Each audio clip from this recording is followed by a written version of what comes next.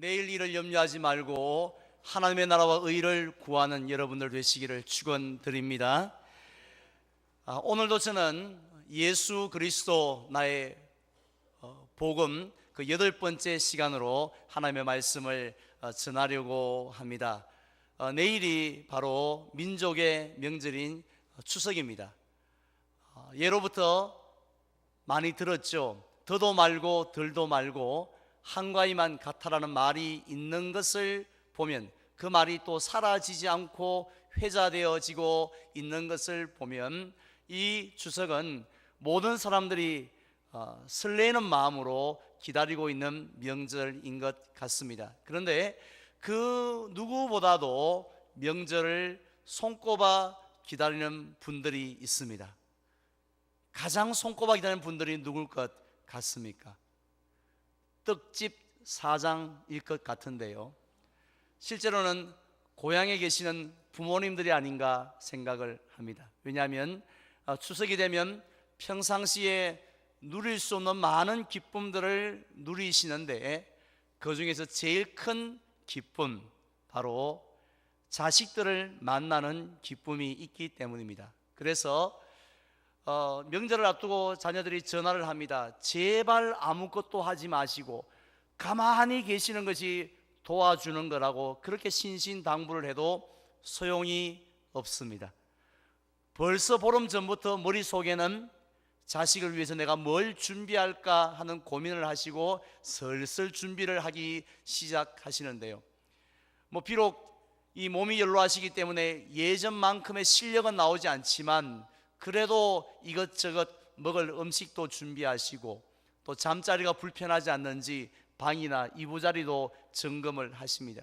심지어는 어디까지 준비를 하십니까?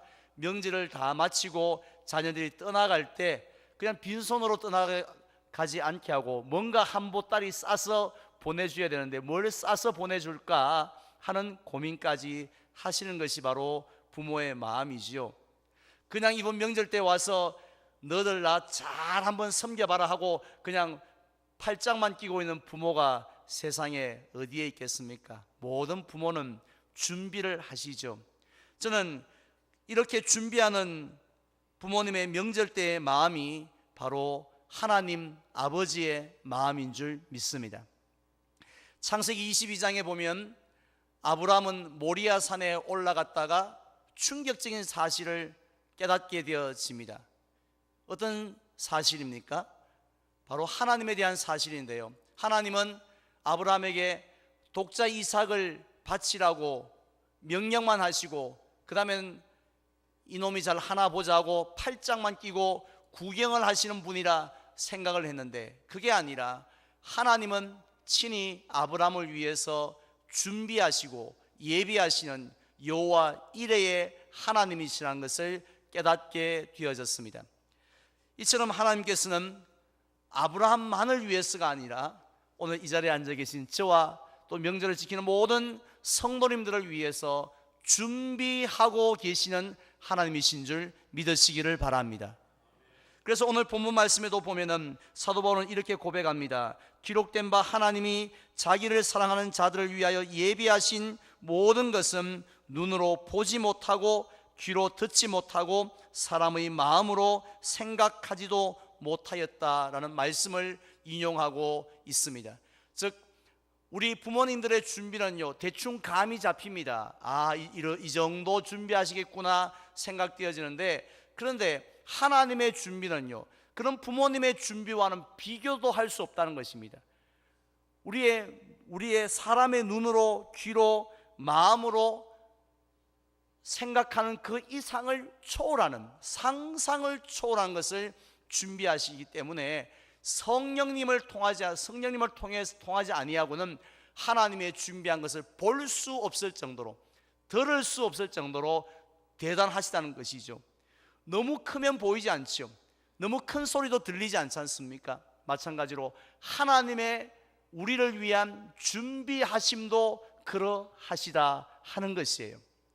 그냥 시시한 준비가 아니라는 말씀인데요, 실제로 하나님은 우리를 위해서 어떤 준비들을 하십니까? 하나님은 먼저 이 세상에서 가장 귀하고 가장 가치 있는 선물을 저와 여러분들에게 주셨습니다. 그 선물이 바로 구원의 선물인 줄 믿으시기를 바랍니다. 그런데 그 구원의 선물을 언제부터 준비하셨다고요? 보름 전부터, 몇 달 전부터 준비하셨습니까? 우리가 이번에 명절 때 많은 선물을 주고 받습니다마는 그 선물 가운데 몇 달 전부터 준비한 선물이 과연 있던가요? 그런데 하나님께서는 우리 같은 죄악 덩어리들에게 선물을 주기 위해서 언제부터 준비하셨다고 말씀합니까? 창세 전부터라고 했습니다. 말씀으로 천지 만물을 지으시기 전부터 이 죄악 덩어리들, 그래서 영원한 지옥 형벌을 받아야 하는 이들을 어찌하면 구원할 수 있을까 고민하시고, 그래서 독생자 예수 그리스도를 보내는 방법밖에 없다는 것을 아시고 그것을 계획하고 준비하신 분이 하나님이신 줄 믿습니다. 그래서 때가 참에 2000년 전에 예수님을 이 땅에 보내실 때에 사람의 아들이 아니라, 남자의 아들이 아니라 여자의 후손으로 보내주셔서 우리의 죄를 대신하여 십자가에 달려 죽게 하셨습니다. 즉 우리가 받아야 할 지옥의 형벌, 지옥의 저주를 예수님이 다 받게 하셨다는 거죠. 그래서 누구든지 아무리 손가락질 받는 죄인이라 할지라도, 아무리 추한 죄인이라 할지라도, 아무리 부족한 죄인이라 할지라도 예수 그리스도의 십자가의 은혜를 믿기만 하면 그러면 구원의 은혜를 누리게 되는 줄로 믿습니다. 이것이 바로 복음이죠. 즉 온 백성에게 미칠 큰 기쁨의 좋은 소식이야. 이보다 더 기쁜 소식이 없다는 거죠. 이보다 더 복된 선물은 없다라는 것입니다. 그런데 놀라운 사실은요, 이렇게 엄청난 구원이라는 선물을 값없이 우리에게 주셨음에도 불구하고 하나님의 준비는 그것으로 끝난 것이 아니라는 사실이에요. 사실 우리가 하나님의 십자가의 은혜로 영원한 지옥 형벌 받지 않고 구원받은 것만 하더라도 얼마나 감사합니까? 자다가도 벌떡 일어나서 하나님, 이게 꿈입니까? 진짜입니까? 어떻게 나 같은 죄인을 아들을 통해 구원하실 수 있습니까? 이렇게 우리가 충격을 받을 만한 일인데요, 얼마나 감사합니까? 따라서 우리가 이 땅에서 죽는 순간까지요, 평생을 가난하게, 정말 찌들어지게 가난하게 산다 할지라도, 또 우리가 평생을 병원에서 고통 가운데 지내게 된다 할지라도 이 구원의 선물, 이 구원의 은혜만 생각하더라도 우리들은 찬양해야 하지 않겠습니까? 감사하며 감격하며 살아야 하지 않겠습니까? 왜냐하면 구원의 은혜가 너무 크기 때문이라는 거죠. 제대를 눈앞에 둔 말년병장은 힘든 게 없습니다. 남이 후배들이 잘해줘서 힘든 게 없는 게 아니라 뭐가 있기 때문에요. 이 며칠만 있으면, 얼마만 있으면 제대한다 하는 그걸 생각하면 어떤 어려움도 다 감당을 한다는 거죠. 그런데 하나님께서는 이미 구원이라는 놀라운 선물을 받은 우리에게 또 다른 놀라운 약속을 하셨습니다. 어떤 약속이냐면요, 구원을 받고 난 그 이후에 우리의 삶에 놀라운 축복을 주시겠다고, 놀라운 축복의 삶을 내가 주겠다라고 그렇게 우리에게 약속을 하셨다라는 것이에요. 즉 겨우 구원받고 지옥까지 않을 정도로만 우리가 구원받고는 그 다음부터는 이 땅에서 내가 이만큼 해줬으니 너희들은 알아서 살아라 하고 고아처럼 내버려 두시는 하나님이 아니라는 거죠. 구원받았으니 잠만 하지 말고 뭐 자꾸 기도하지 말고 뭐 더 이상 구하지 말고 이제는 세상 사람들처럼 그렇게 살다가 죽어라, 이렇게 하신 것이 아니라는 것입니다. 세상 사람들이 상상도 하지 못하는 그런 삶을 내가 너희로 하여금 살게 하겠다고, 이 땅은 비록 전쟁터 같고 광야 같지만 구원받은 너희들의 삶은 기가 막힌 삶을 살게 해주겠다고 그렇게 약속하셨다는 것입니다. 근데 우리는 보통 누가 약속했다 그러면 하면서 이게 별로 신뢰하지 않는 경향이 있습니다. 비록 도장을 찍었고요, 비록 맹세를 하였고, 비록 공정까지 했다 할지라도 글쎄 하고 불안한 마음을 가집니다. 실제로 결혼식장에서 신랑 신부가 검은 머리가 팥불이 되도록 내가 이 남자만, 이 여자만 사랑한다고 하지만 정말 그 맹세대로 사람들이 살고 있는가요? 얼마나 많은 부부들이 외도를 하고 부부들이 깨어지고 합니까? 그들이 맹세를 안 했나요? 맹세했고 약속을 했고 하나님 앞에 약속을 해도 그런 짓들을 하지 않습니까? 심지어 대통령도 마찬가지입니다. 대통령이 온 국민들 앞에 선거 때에 공약을 하죠. 근데 그 공약이 그대로 100%다 이루어질 거라고 믿는 사람 우리들 중에 누가 있습니까? 아무리 공약을 한다 할지라도 다 약속대로 지키지 못합니다. 그것은요, 사람의 마음이 악하기 때문도 있겠지만 더 심각한 문제는 그 약속을 지킬 능력이 사람에게는 없기 때문입니다. 우리도 부모로서 자식들에게 얼마나 많은 것을 약속했습니까? 다 지켰나요? 우리가 못 지킨 이유는 우리가 자식들을 미워하기 때문에, 관심이 없기 때문이 아니에요. 무엇 때문입니까? 능력이 없기 때문입니다. 지킬 힘이 없기 때문에 그런 겁니다. 따라서 지키고 싶어도 지킬 수 없는 게 사람의 약속인데 하나님의 말씀의 약속은 그렇지 않습니다. 하나님은요, 말씀으로 천지 만물을 창조하셨듯이 또 말씀으로 나사로를 또한 살려주시고 풍랑도 잠잠케 하셨던 것처럼 능치 못할 일이 없는 줄로 믿습니다. 하나님 우리를 너무 사랑하시는데 능력이 없어서 약속을 지키지 못한 일은 절대로 없다는 것이죠. 하나님이 약속하신 것은 반드시 이루어질 줄 믿으시기를 바랍니다. 그래서 동정녀 마리아는 천사 앞에서 어떻게 고백합니까? 주의 여종이오니 말씀대로 이루어지이다 라고 했습니다. 즉 사람의 능력으로 어떻게 처녀가 잉태를 합니까? 말이 되지 않죠. 그러나 하나님의 말씀은 능력이 있기 때문에 말씀대로 이루어질 줄 믿습니다 하고 그렇게 고백을 했던 것입니다. 자, 그렇다면 하나님은 이렇게 능력 있는 말씀으로 우리에게 구체적으로 어떤 삶을 살게 해주시겠다고 약속하셨습니까?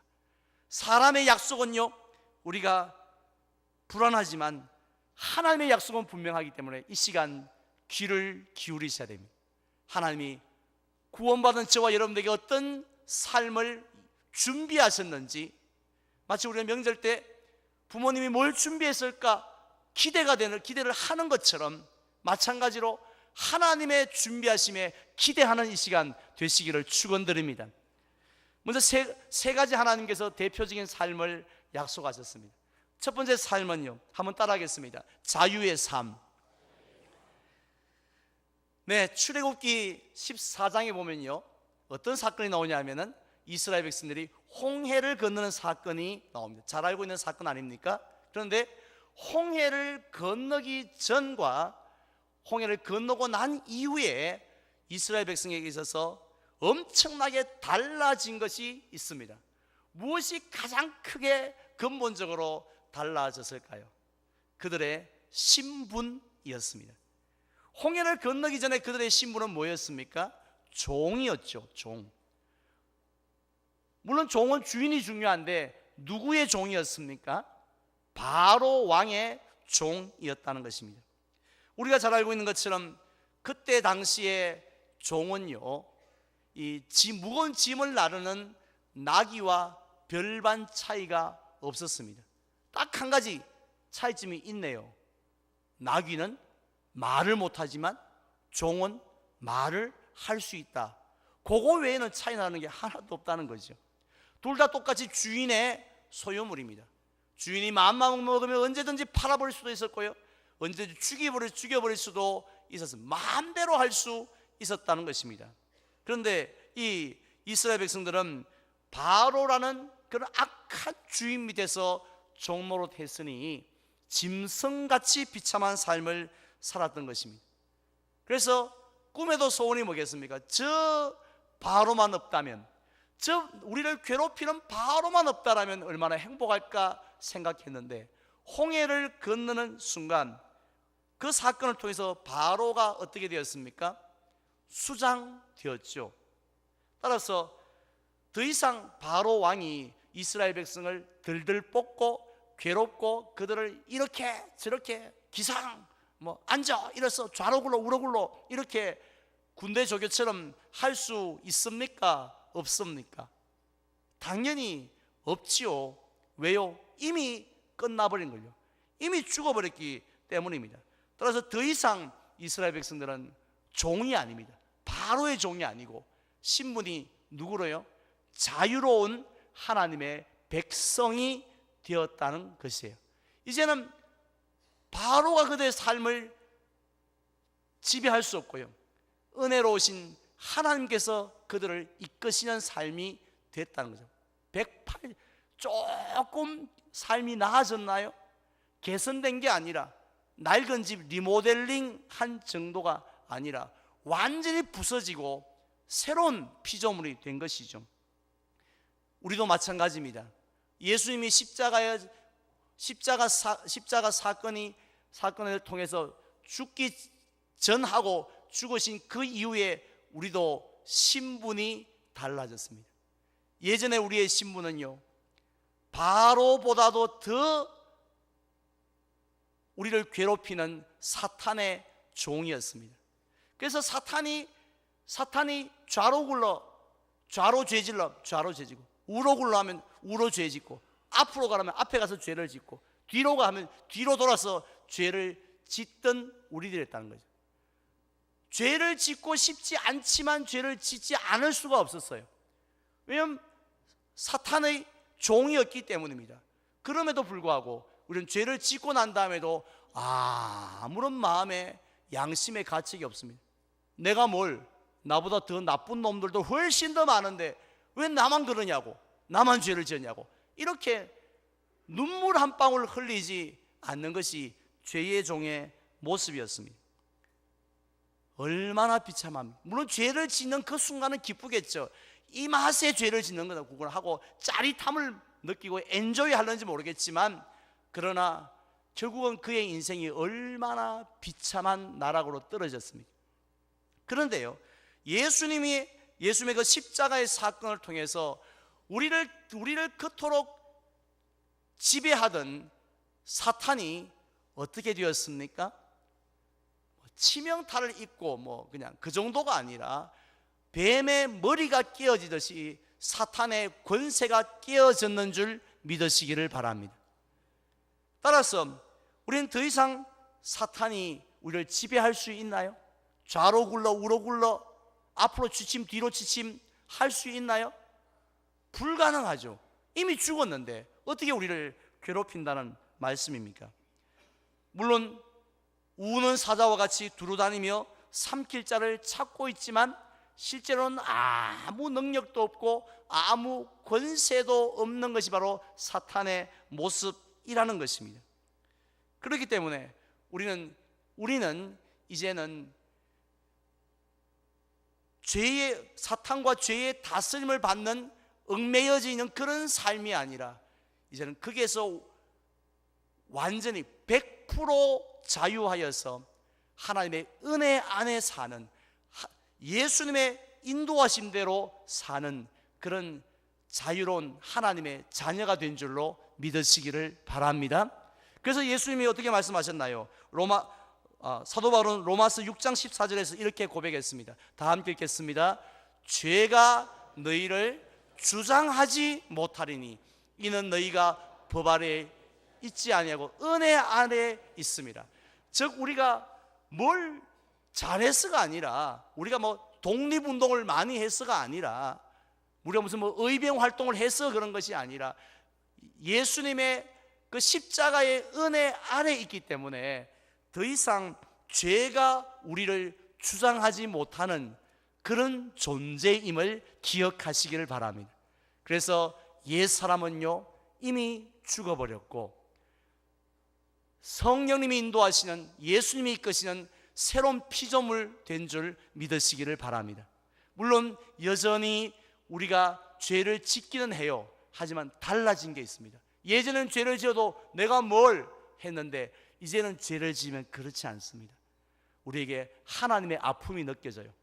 하나님의 음성이 들리기 시작합니다. 처음에는 버텨보려 하지만 더 이상 못 버팁니다. 마치 다윗이 간음죄 짓고 살인죄 짓고는 처음에는 버티잖아요. 내가 뭘 하지만 나중에는 하나님 앞에 내가 바로 그 사람입니다 하고 무너지는 것처럼 우리도 하나님 앞에서 나올 때마다 우리가 우리의 지은 죄를 고백하고 회개하는 사람이 된다는 거죠. 그래서 하나님의 자녀들은 죄를 안 짓는 사람이 아니에요. 죄를 짓더라도 회개하는 사람인 줄 믿습니다.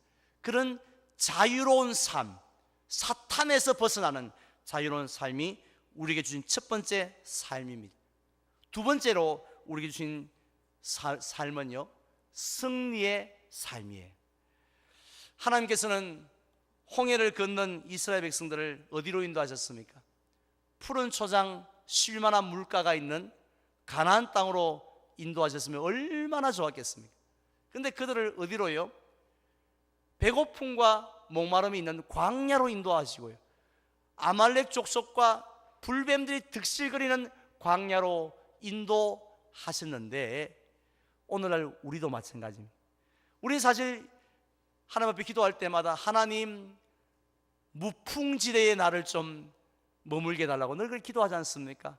아무 어려운 일도 없이 정말 평온한 가운데 살기를 우리가 소원하지만 실제로 우리 기도대로 된 분 있나요?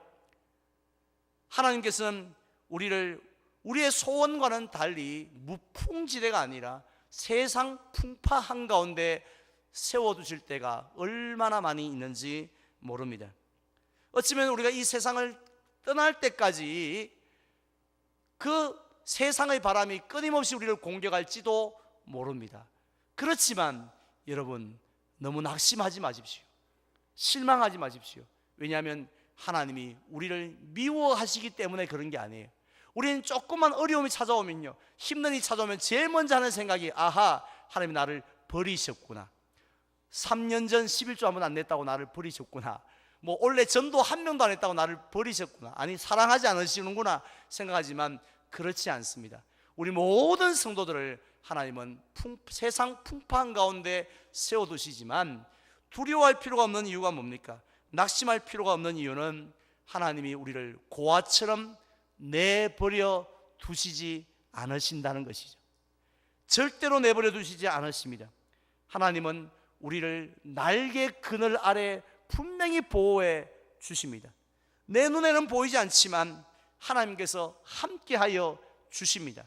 그래서 비록 내 눈에는 길이 보이지 않지만 하나님만이 가지고 있는 그 길로 우리를 인도하여 주시고요, 내게는 없지만 하나님에게 있는 능력으로 우리에게 공급해 주시는 줄로 믿습니다.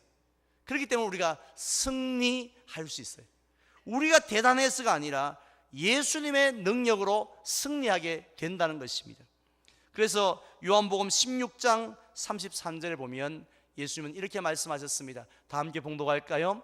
이것을 너희에게 이르는 것은 너희로 내 안에서 평안을 누리게 하려 함이라. 세상에서는 너희가 환난을 당하나 담대하라, 내가 세상을 이겼노라. 할렐루야. 세상에서는 너희가 뭘 당한다고 했습니까? 환난을 당한다고 했습니다. 예외 없습니다. 목사도, 우리 예수님이 그러셨던 것처럼 목사도, 모든 성도들도 다 환난을 당합니다. 우리 장로님들은 환난을 안 당할 것 같죠? 아니에요. 다 똑같이 이 세상에 환난을 당합니다. 하지만 담대하라 하셨던 이유는 예수님이 벌써 세상을 이기셨기 때문에 예수님 안에 있는 우리도 반드시 이길 수 있는 줄로 믿습니다. 이게 바로 하나님이 우리를 위해서 준비하신 삶이라는 거죠. 승리의 삶. 마지막 세 번째 삶은 풍성한 삶입니다. 이스라엘 백성들이 그 광야에 있었을 때 얼마나 황당했겠습니까? 야, 이 메마른 땅에서 뭘 먹고 사나? 뭘 마시고 사나? 차라리 애굽으로 돌아가는 게 낫지 않을까? 뭐 그런 생각들 하지 않았겠습니까?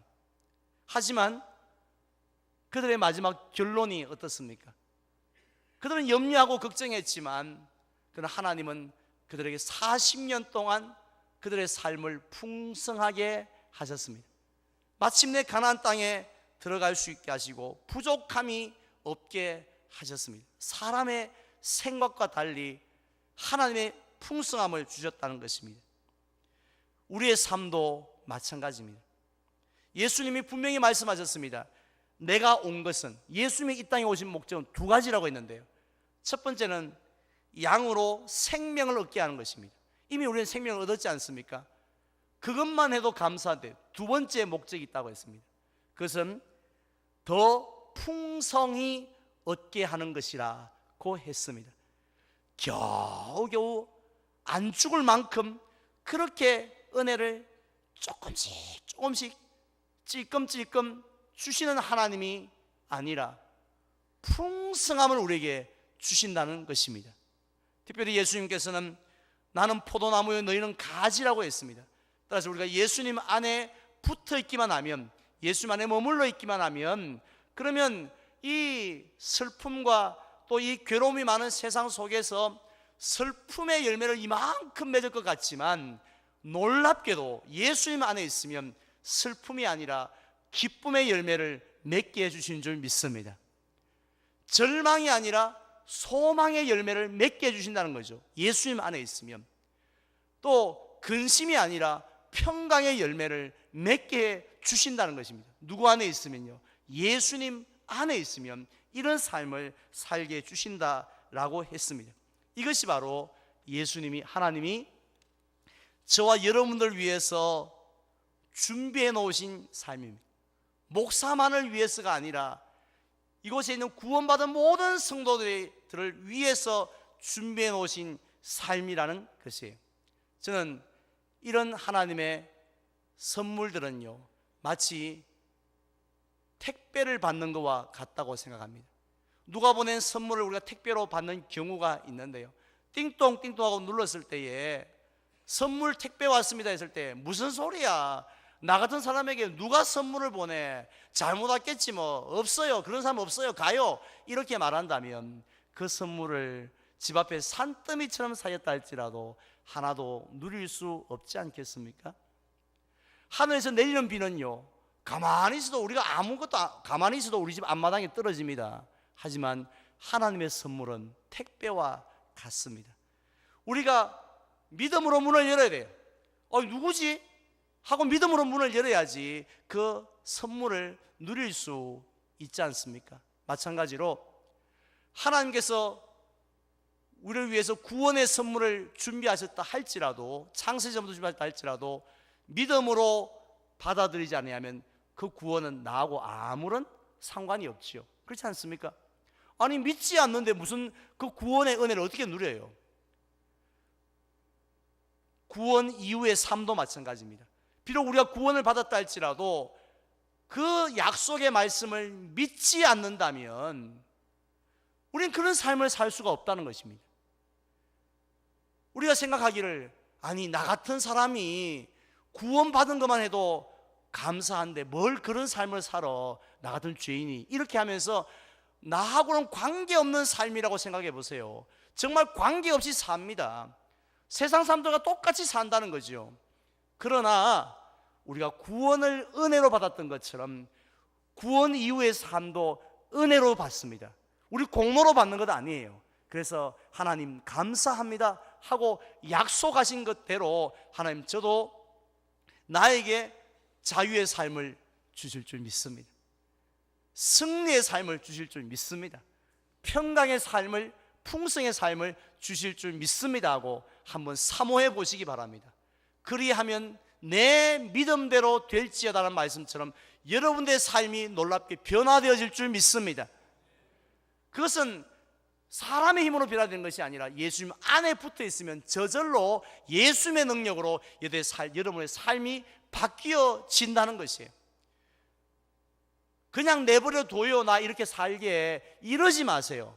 왜냐하면 하나님의 뜻도 아니겠지만 우리가 그런 삶을 살면요 사실은 아무도 예수를 안 믿습니다. 우리 주변에 있는 사람들이 아무도 예수 믿을 생각을 하지 않는다는 거죠. 왜냐하면 늘 교회는 왔다 갔다 하시는 분은 틀림이 없는데, 그런데 그의 삶에 자유가 없습니다. 죄에서 자유하지 않고 늘 죄에 매여서 좌로 굴러 우로 굴러 하고 죄의 흙탕물 속에 살아가고, 또 조그만 문제만 생겨도 어찌할 바 몰라서 패배하고 풍성한 삶이 아니라 늘 빈곤한 삶을 살아간다면 사실 우리끼리 이야기지만 누가 예수 믿겠습니까? 누가 교회에 다니겠습니까? 아무리 길거리에서 예수 믿고 구원받으라고 한들 당신이나 잘 믿으시오 이렇게 말하지 않겠습니까? 심지어는 우리의 자녀들까지도 그렇게 말하지 않겠습니까? 저는 우리가 필요할 때는 말로 전도하라라는 말이 있습니다. 필요할 때는 말로 전도하라. 결국은 우리의 전도는 하나님이 어떤 분이신가를 드러내는 것은 우리의 삶인 줄로 믿습니다. 이번 명절 때 우리 자녀들에게 뭘 싸서 보내줄까, 우리 정말 눈에 넣어도 아프지 않는 그런 손주에게 뭘 선물로 줄까, 물론 그런 고민도 참 귀합니다마는 바로 신앙을, 하나님이 살아계시다는 것을 보여주시는 부모님들 되시기를 바랍니다. 그냥 앉혀놓고 그렇다고 해서 2시간 3시간 뭐 다 좋은데 막 설교를 한다고 하면서 막 이렇게 하면은 더 안 믿을 수도 있습니다. 삶으로 우리 할아버지가 저렇게 이런 상황에서 저렇게 행동하는 걸 보니 하나님이 살아계시는구나, 저렇게 승리하는 것을 보니 하나님이 역사하신 게 맞구나 하는 것이 바로 진정한 선물이 아니겠습니까? 우리가 그 삶을 여러분 사모하시기 바랍니다.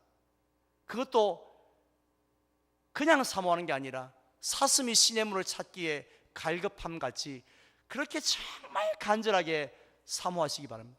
아니 인생을 몇 번 사십니까? 딱 한 번 살잖아요. 그런데 인생을 왜 그렇게 사세요? 정말 구원받은 하나님의 자녀답게 사시기를 바랍니다. 그래서 사람들이 우리를 볼 때 저 사람이 교회에 나간지 아닌지 모르겠지만 삶을 보니 구원받은 사람이 틀림없네, 삶을 보니 하나님을 믿는 사람이 없네, 틀림이 없네 라고 인정할 정도로 그런 복된 삶을 누리시기를 바랍니다. 이제 저는 말씀을 맺겠습니다. 명절 때마다 부모님은 자식들을 위해서 준비하시는데 하나님은 가만히 계신 분 아닙니다.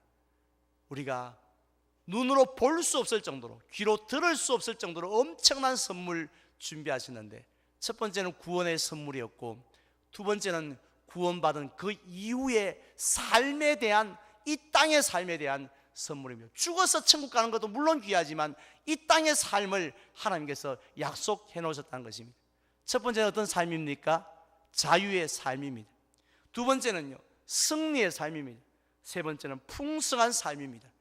이 삶이 내게도 주셨습니다 하는 믿음 가지시고 사모하셔서 정말 한가위가 주는 기쁨도 있지만 주님 주시는 그 기쁨으로 늘 평안하시고 늘 기쁨이 충만한 저와 여러분들 되시기를 주님의 이름으로 축원을 드립니다.